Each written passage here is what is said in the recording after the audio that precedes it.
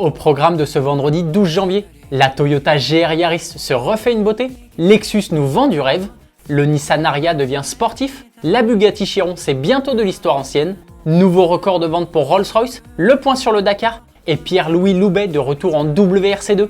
Automoto Express, c'est parti!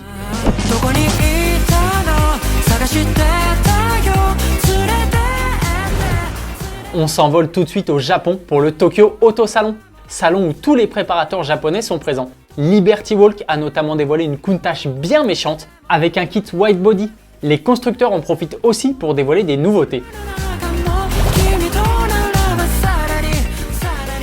Le plus gros constructeur mondial profite notamment d'être devant son public pour lever le voile sur la nouvelle GR Yaris. Toyota prend un risque en renouvelant sa petite bombe. Cette nouvelle version doit être encore mieux que celle présentée en 2020. Souvenez-vous du nombre d'éloges qui avaient été faits à son sujet par la presse et le public. Mais on peut faire confiance à Toyota. Et oui, pour concevoir cette nouvelle GR Yaris, la firme a fait appel à ses pilotes de WRC. Un bon gage de qualité. En plus du moteur qui gagne 19 équidés pour développer maintenant 280 chevaux et l'apparition en option d'une boîte automatique à 8 rapports, Toyota a apporté tout un tas de modifications. Tu peux être rassuré, la boîte manuelle est toujours disponible. La caisse est beaucoup plus rigide grâce à une augmentation du nombre de points de soudure et une utilisation plus importante de colle.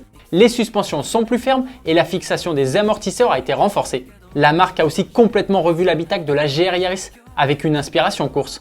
On y voit même une petite ressemblance dans l'esprit avec celui de la Supra MK4 d'Anthologie. Je ne sais pas ce que tu en penses, mais j'ai qu'une envie maintenant, c'est l'essayer. Les tarifs n'ont pas encore été dévoilés, mais très bonne nouvelle, elle sera commercialisée en France.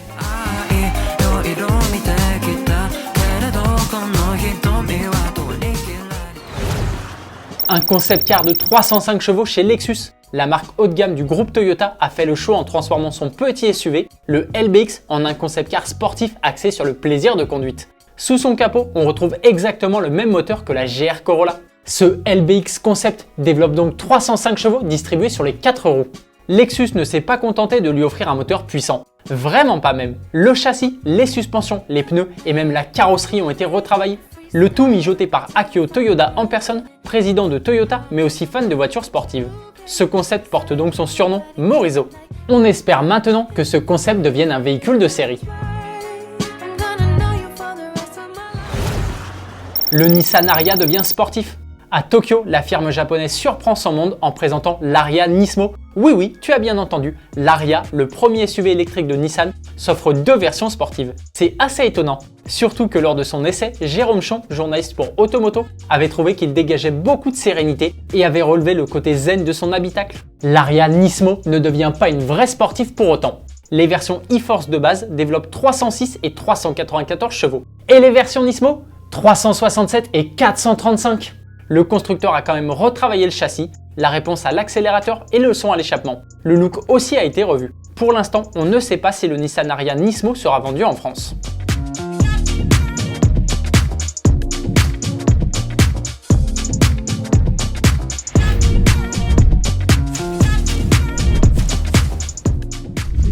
La production de la Chiron touche à sa fin.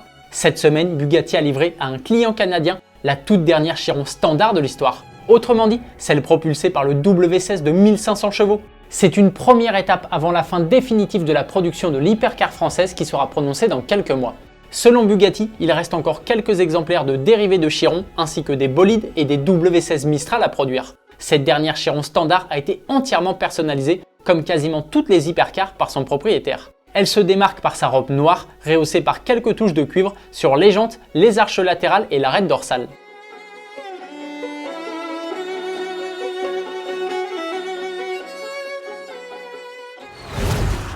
Rolls-Royce bat un record de vente. Sur l'ensemble de l'année 2023, le constructeur britannique a écoulé un peu plus de 6000 véhicules à travers le monde. 6032 très précisément. C'est la première fois depuis la création de Rolls-Royce en 1904 que ce niveau est atteint. La marque bat donc son record de 2022 où 6021 voitures avaient été immatriculées. Le Cullinan, le gros SUV de la marque, est évidemment le modèle le plus demandé, suivi par la Ghost. Autre fait assez marquant, tous les véhicules vendus par Rolls-Royce en 2023 ont été personnalisés par leur propriétaire. Aucune des 6032 Rolls commercialisées cette année n'est donc identique.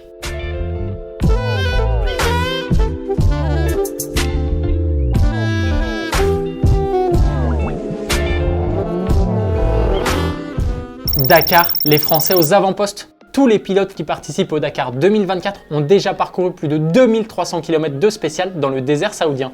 Ils sont donc à mi-course. L'occasion pour nous de faire le point sur les classements après cette étape 48 heures chrono qui a fait beaucoup de dégâts. C'était de loin la plus difficile de ce Dakar. Les concurrents avaient 600 km à parcourir en 2 jours dans le fameux Empty Quarter, un désert de sable plus grand que la France métropolitaine et ça sans assistance. En moto, le français Adrien Van Beveren a remporté cette étape. Grâce à cette victoire, il remonte à la 3e place du classement général, il est à 9 minutes du leader. En auto, c'est Sébastien Loeb qui s'est imposé. Sa stratégie a donc été payante. Lors de la 5e étape, il disait avoir volontairement loupé un point de passage obligatoire, ce qui lui a valu une pénalité de 15 minutes, et ce pour ne pas se retrouver trop devant lors de cette fameuse spéciale de 600 km. Ce qui permet de pouvoir suivre les traces des autres concurrents. Il effectue une très bonne opération puisqu'il passe de la 9e à la 3e place au général.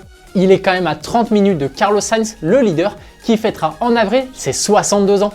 Stéphane Peter Hansel, son coéquipier chez Audi, est lui à plus de 3 heures de la tête du rallye, tout comme Nasser Al-Attiyah, vainqueur en titre. Ils ont rencontré des problèmes mécaniques lors de cette spéciale sans assistance.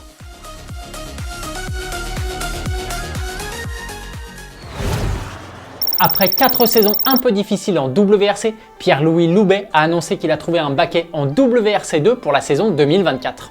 Il était jusqu'à cette annonce sans volant depuis la fin de son contrat avec M-Sport. Il pilotera donc en WRC2 une Skoda Fabia RS Rally 2, une catégorie dans laquelle il a déjà brillé par le passé, puisqu'il a remporté déjà avec une Fabia RS ce championnat en 2019.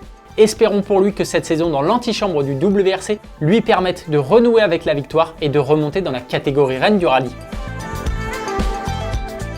C'est le moment de revenir sur la question d'hier. On vous demandait quel véhicule vous préfériez entre le Peugeot E3008, le Renault Scénic E-Tech et le Tesla Model Y. Il y a vraiment 2 teams dans les coms. Tout se joue entre le Peugeot 3008 et le Renault Scénic. C'est de peu le Peugeot 3008 qui remporte cette élection.